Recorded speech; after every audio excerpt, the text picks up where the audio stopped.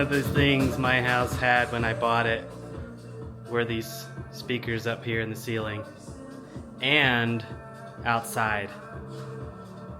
And I freaking love it because I'm always listening to music.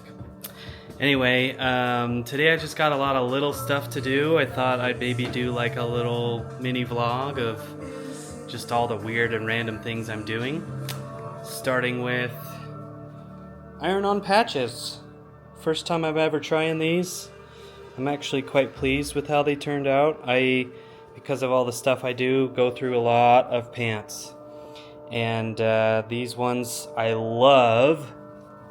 American Eagle Active Flex. So they got like a little bit of spandex in them. They're awesome pants. Also, I just got this book today. Pretty stoked about it. Not Nice. I saw a video on Instagram that got me onto this book and was reading the reviews, and it's definitely something I need to read. Stop people pleasing, staying silent, and feeling guilty, and start speaking up, saying no, asking boldly, and unapologetically being yourself. I am quite a people pleaser. I make my life worse off often in order to avoid any sort of contention or ill will, or I've noticed it about me, and in some ways it's a good thing, but it can be to a fault sometimes. So I'm very much looking forward to this book. I will let you know what I think of it. It's quite big, surprisingly. So I've got quite a few other books right now on my list of things I want to read, but I might skip them and start with this. Okay, next order of business is this Milwaukee Dremel rotary tool, technically is the name. I love this. I use it all the time, and what I mostly use it for is cutting metal, reinforced cutoff wheels. These things are incredible.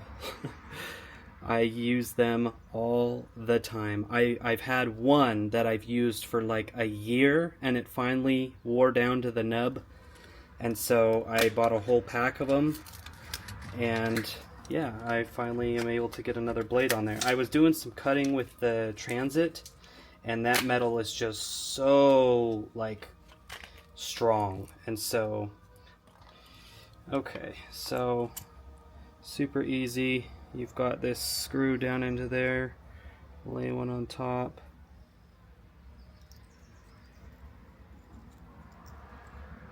If I can get it, there we go. And then your little tool here. Screw that back down, and then put it back in the tool. Now I've found that in order to get it super tight, you gotta put it in the tool to hold it. Okay, now that that's tight in the tool, I gotta hold that button, twist that tight. There we go. It's got a variable speed setting.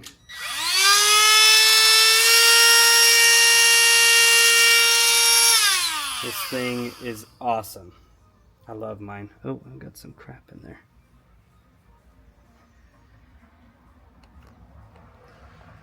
It's a nice, beautiful day though. So yeah, I'm gonna run to the auto parts store real quick. I'm gonna grab a filter, and I'm gonna grab some tape. Look what I did. Auto parts stores sell this nice red translucent film that you can just cut and then tape over the hole. It's a temporary fix, obviously, but I can't even imagine how much these rear lights would cost. Ford just is mind-blowing sometimes with their part prices.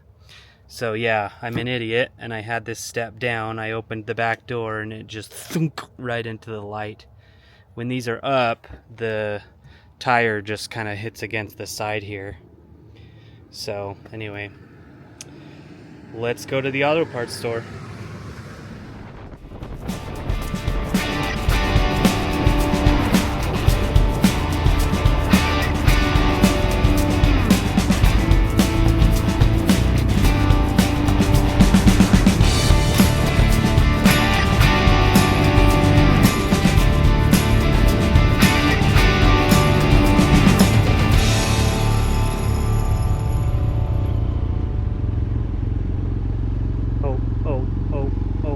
please. Look at that view. All right, got all my parts. Let's go.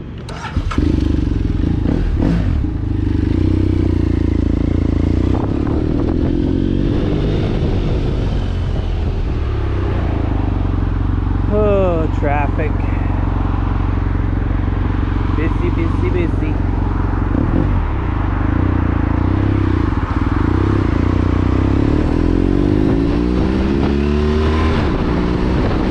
Alright, so pretty easy process. You're going to want to clean the plastic.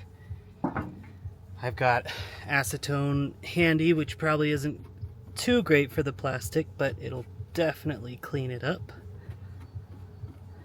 Okay, and then this is the stuff, lens light repair. I've cut down a piece of it. Let's see if I can separate it here. It's kind of like it's basically a film with an adhesive backing. So I don't want to get my fingers on it too much. Oh! I'm going to start at the bottom and then slowly come up like that. I did a bigger piece because it's got some cracks running through it too. Sweet. A little bit of a overlap there on the white, but whatever. It's probably not legal, I think, technically, but it at least just plugs the hole for now till I can get around to buying a new light. But yeah, pretty easy fix. I think it cost me $2 for this stuff. And I've got a whole nother piece here. Hopefully I'll never need it. Alright, so I know you all are just gonna hate me if I don't show this, so this is how to install a carburetor on a Briggs & Stratton Intech 206.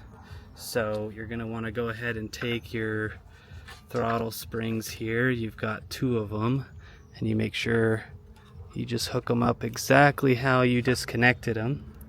The little piece in the little hole and the big piece in the big hole. And that is all set. And then, did I just drop a gasket? I did. Oh, and this gasket's torn. And I don't have another one. Oh well.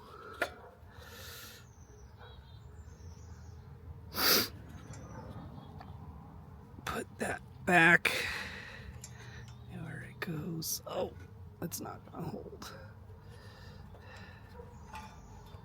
There we go. That'll do. Okay. And then we're gonna take this one, and then we're gonna take a screw through that. Maybe. Oh yeah, you know what? I'm doing it wrong. I forgot there's 2 sets of screws. I thought there was only one. So you're gonna want to do these big screws to the engine block. That's right. Now I remember.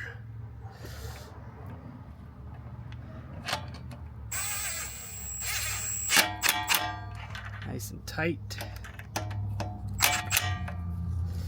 Okay. And then we have this second gasket piece. I'll grab the other screws, and this intake plate thing goes right there. Oh, don't forget your fuel. Put that back on. Get that little hose clamp back in place. Alright, let me go grab those screws. Alright, I am crazy and somehow misplaced this gasket, so I'm using the old one. Oh, oh my gosh, you've got to be kidding me. What are the odds? Anyway, I guess I'll use the new one. Never mind. Jeez Louise. Okay. I need to be careful here where I set this down. So, let's gonna go more or less like that. Stick this screw in. Don't want to screw it in incorrectly and then get the threads all jacked up. Okay, there's one. And you got to make sure on this other one the gasket hasn't fallen down on one side, because you're only holding it with one bolt. Make sure it's still aligned. Okay. Also, speaking of tools I love, this Milwaukee 3/8 ratchet. This thing is phenomenal and has saved me hours of hand cranking stuff. Yeah. Anyway. Alright, so now that this is on, get your air filter, put your cover back on, and that's how you replace a carburetor on a Briggs & Stratton Intech 206. Now you know. So one of the things I do in life is, if I ever need something once, I'm probably going to need it again. And that pays off time and time again. Case in point, right now, when I turned on the fuel to the carburetor, this small section of fuel line was leaking out both ends. It's just kind of old and cracked and not in good shape. So of course I have the exact same size fuel line. I cut off the exact same size piece, and then the clamps, at least one of them was bent, not working too well, and I have a whole box of new hose clamps.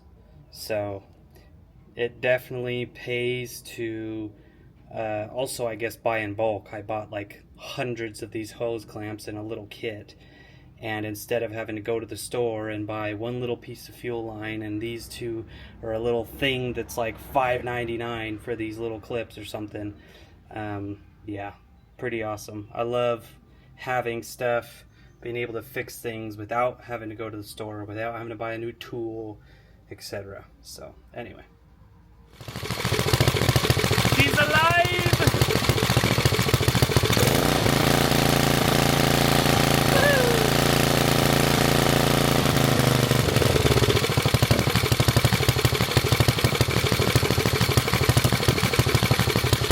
Do everyone a favor and shut your dogs up. Golly, I've got several neighbors with just yappy dogs. Drives me nuts. All day long, I get to hear this.